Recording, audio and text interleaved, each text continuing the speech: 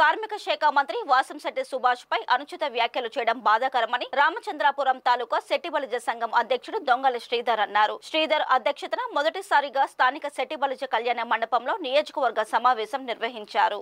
ఈ సమావేశంలో దొంగల శ్రీధర్ మాట్లాడుతూ శెట్టిబలిజ మాజీ అధ్యక్షుడు కట్టా సూర్యనారాయణ మంత్రి వాసంశెట్టి సుభాష్ పై అనుచిత వ్యాఖ్యలు చేయడంపై తీవ్రంగా ఖండించారు. యువకుడు అందరికీ సహాయపడే వ్యక్తి మొదటిసారిగా మంత్రి అయ్యి అన్ని రకాలుగా సేవలు చేస్తున్న మంత్రిపై అనుచిత వ్యాఖ్యలు చేయడం సరైన పద్ధతి కాదు అని అన్నారు. ఈ సమావేశంలో టేకుమూడి సత్యనారాయణ మాట్లాడుతూ సూర్యనారాయణ శెట్టిబలిజ సంఘానికి చేసిన సేవలు ఏమీ లేవు, కానీ ఆయన మాత్రం ఆర్థికంగా బలపడ్డారన్నారు. కళ్యాణ మండపం కూడా అభివృద్ధికి నోచుకోలేదని, గతంలో ఎన్నికైన ఎమ్మెల్యేలకు వ్యతిరేకంగా పనిచేసేవారని అన్నారు. ఎప్పుడు కూడా శెట్టిబలిజ సంఘ అభివృద్ధి కోసం ఒక ఎమ్మెల్యేను కూడా కలవలేదని, అటువంటి మీరు సంఘానికి ఏ విధంగా అభివృద్ధి చేశారో చెప్పాలని అన్నారు. ఇప్పుడున్న మంత్రి సుభాష్ అన్ని విధాలుగా సంఘానికి సహాయ సహకారాలు అందిస్తారని తెలియజేసిన వ్యక్తిని మీరు దూషించడం, తప్పుగా మాట్లాడటం అనేది మంచి పద్ధతి కాదని తెలియజేశారు.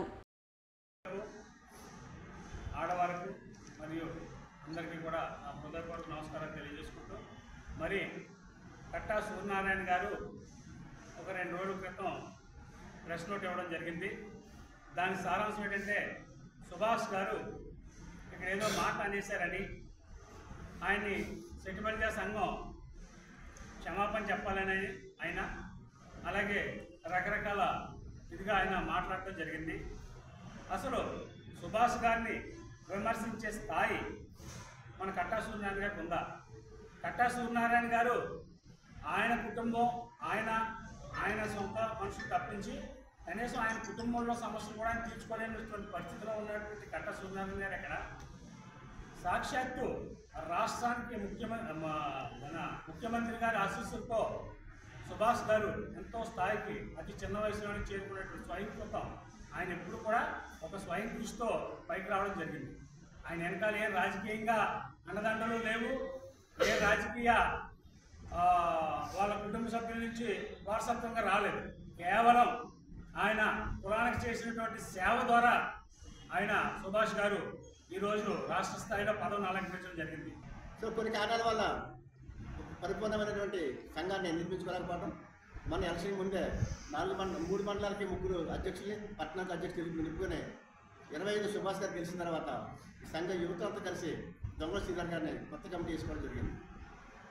5 సంవత్సరాల క్రితం తీసేసినప్పుడు ఈ కట్టా సూర్య గారు నేను ఇంకా సంఘ అధ్యక్షుడిగా ఉన్నాను, ఈ సంఘానికి రాజీనామా చేసి మరి కొత్త కమిటీ వేస్తారని చెప్పి ఈ ఎంపీ గారు తీసుకొచ్చి పోలీసు ప్రొటెక్షన్ వాళ్ళు తెచ్చుకున్నారు, మేము తెచ్చుకోలేదు. వాళ్ళకి పోలీసులు ప్రొటెక్షన్ తెచ్చుకొని ఎప్పుడు లేనివంటి ఒక కొత్త పద్ధతిని ఇక్కడ క్రియేట్ చేసి సంఘాన్ని భయప్రాంతం చేసి సంఘాన్ని అరెస్ట్ చేసి చూశారు.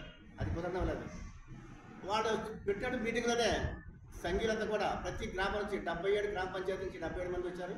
అలాగే 28 వార్డు నుంచి 28 మంది ప్రతినిధులు వచ్చారు. దాదాపు 1000 మంది సంఘీయుల సమక్ష సంఘ మీటింగులు దొంగల శ్రీధర్ గారు అధ్యక్షతన మాత్రమే జరుగుతాయి.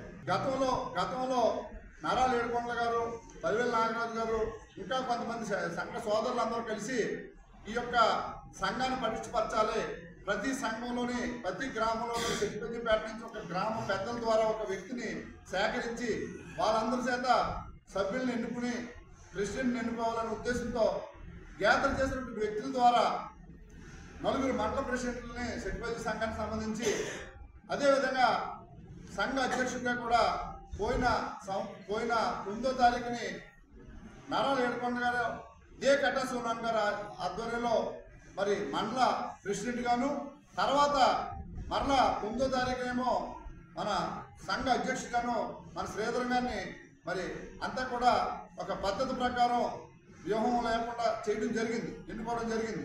అయితే అది నచ్చని కొంతమంది వ్యక్తులు వీళ్ళని పురుగొలిపి సంఘానికి ఉపయోగపడలేని వ్యక్తుల్ని మళ్ళీ తెర మీద తీసుకురావడం జరిగింది. మొన్న 18వ తారీఖున మళ్ళీ ఒక మీటింగ్ ఏర్పాటు చేసి మేము ఈ యొక్క మీటింగ్ ఉద్దేశం ఏంటని అడిగిన సందర్భంలో మేము రాజీనామా చేసి మరలా కొత్త బాడీని ఎన్నుకుంట కోసం ఈ యొక్క సమావేశం ఏర్పాటు చేశారని చెప్పడం కూడా జరిగింది. మళ్ళీ రాజీనామా ఏంటి? గతంలో రాజీనామా చేసిన తర్వాత కదా నారాయణ ఏడుకొండల గారిని నాగరాజు గారిని పెట్టడం జరిగింది.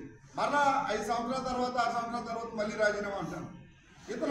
అతని ఇష్టానుసారం ప్రవర్తిస్తూ కుల పెద్దగా వ్యవహరించిన వ్యక్తి అతని ఇష్టానుసారం ప్రవర్తిస్తూ సుభాష్ గారిని విమర్శించే స్థాయికి ఎదిగాడు.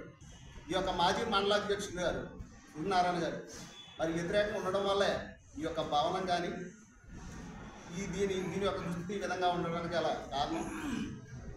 ఇప్పుడు సొంత విషయాల్ని కూడా మరి సంఘ అధ్యక్షుడిగా పెట్టుకున్న వాళ్ళ మీద తప్పుడు మాటలు చెప్పడం, దాన్ని ఒకవేళ ఏమన్నా తప్పుడుగా చేస్తే ఈ యొక్క కమిటీలోనే ఇక్కడే తేల్చుకున్నారు రమ్మని చెప్పి ఆయనకి ఒకసారి నేను ఈ సభాముఖంగా తెలియజేస్తున్నాను.